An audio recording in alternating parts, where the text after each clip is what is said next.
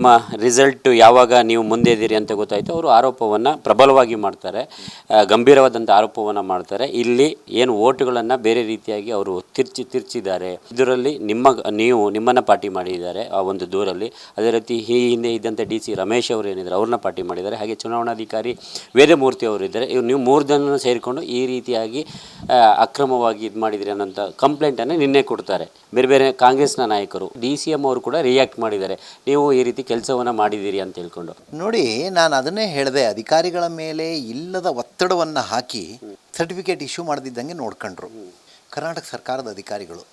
ಬೆಳಿಗ್ಗೆ ಇಲ್ಲೇ ಇರಬೇಕು, ನಾನು ಹಿಂಗೆ ಯಾಕಪ್ಪ ಅಂಥೇಳಿ ಬ್ಯಾಲೆನ್ಸಿಂಗ್ ಆಗಿ ಮಾಡೋ ಪ್ರಯತ್ನವನ್ನು ಅವ್ರು ಮಾಡಿದರು. ಮತ್ತು ಚುನಾವಣಾ ಅಧಿಕಾರಿಗಳ ಪರಿಮಿತಿಗೆ ಬರುವಂಥ ಈ ಚುನಾವಣಾ ಪ್ರಕ್ರಿಯೆಯನ್ನು ಪೊಲೀಸ್ ವ್ಯವಸ್ಥೆಯ ಒಳಗಡೆ ತಗೊಂಡು ಹೋಗುವಂಥ ಪ್ರಯತ್ನವನ್ನು ಮಾಡ್ತಾ ಇದ್ದಾರೆ. ಅಂದರೆ ಇದು ನಮಗೆ ಒಂದು ರೀತಿ ಥ್ರೆಟ್ ಕೊಟ್ಟಂಗಿದೆ, ನಾವು ನೋಡ್ಕೊಂತೀವಿ ನಿಮ್ಮನ್ನು ಅಂತ ಹೇಳ್ದಂಗಿದೆ. ಈ ಸಂವಿಧಾನದ ಮೇಲೆ ನಂಬಿಕೆ ಇಟ್ಟಿದ್ದೀವಿ, ಈ ದೇಶದ ಕಾನೂನಿನ ಮೇಲೆ ನಂಬಿಕೆ ಇಟ್ಟಿದ್ದೀವಿ, ಮಾಡ್ತೀವಿ.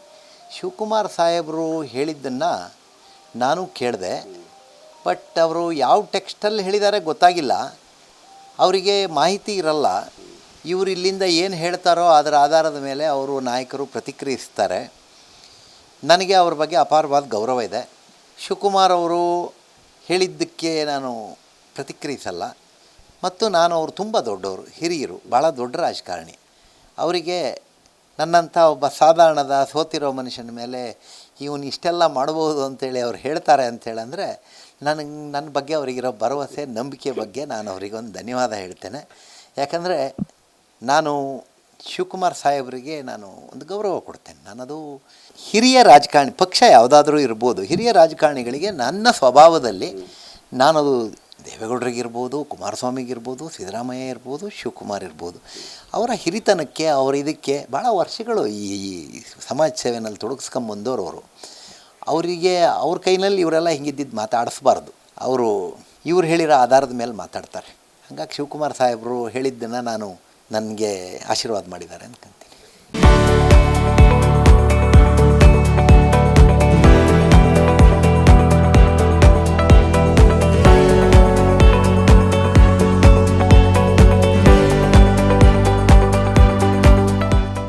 ಇಂತಹ ನೈಜ ಕುತೂಹಲ ಭರಿತ ಸುದ್ದಿಗಳು ನಿಮಗೆ ಸಿಗಬೇಕಂದ್ರೆ ರಾಜ್ಯದ ಪ್ರತಿಷ್ಠಿತ ಜನಪರ ಡಿಜಿಟಲ್ ಸುದ್ದಿ ಮಾಧ್ಯಮ ಪಬ್ಲಿಕ್ ಇಂಪ್ಯಾಕ್ಟ್ ಚಾನಲನ್ನು ಯೂಟ್ಯೂಬ್ನಲ್ಲಿ ಸಬ್ಸ್ಕ್ರೈಬ್ ಮಾಡ್ಕೊಳ್ಳಿ. ವಿಡಿಯೋ ಇಷ್ಟವಾದರೆ ಲೈಕ್ ಮಾಡಿ, ನಿಮ್ಮಿಷ್ಟದವರಿಗೆ ಶೇರ್ ಮಾಡಿ ನಮ್ಮನ್ನು ಪ್ರೋತ್ಸಾಹಿಸಿ. ಹಾಗೆಯೇ ಫೇಸ್ಬುಕ್ನಲ್ಲಿ ಪಬ್ಲಿಕ್ ಇಂಪ್ಯಾಕ್ಟ್ ಫಾಲೋ ಮಾಡೋದನ್ನು, ಇನ್ಸ್ಟಾದಲ್ಲಿ ಜೊತೆಯಾಗೋದನ್ನು ಮಿಸ್ ಮಾಡಬೇಡಿ. ಜಾಹೀರಾತು ಹಾಗೂ ಬಿಸ್ನೆಸ್ ಪ್ರಮೋಷನ್ಗಾಗಿ ಸಂಪರ್ಕಿಸಿ 9606037450 ಅಥವಾ 9353224116. ಇದು ಪಬ್ಲಿಕ್ ಇಂಪ್ಯಾಕ್ಟ್, ಜನಶಕ್ತಿಯೇ ನಿರ್ಣಾಯಕ.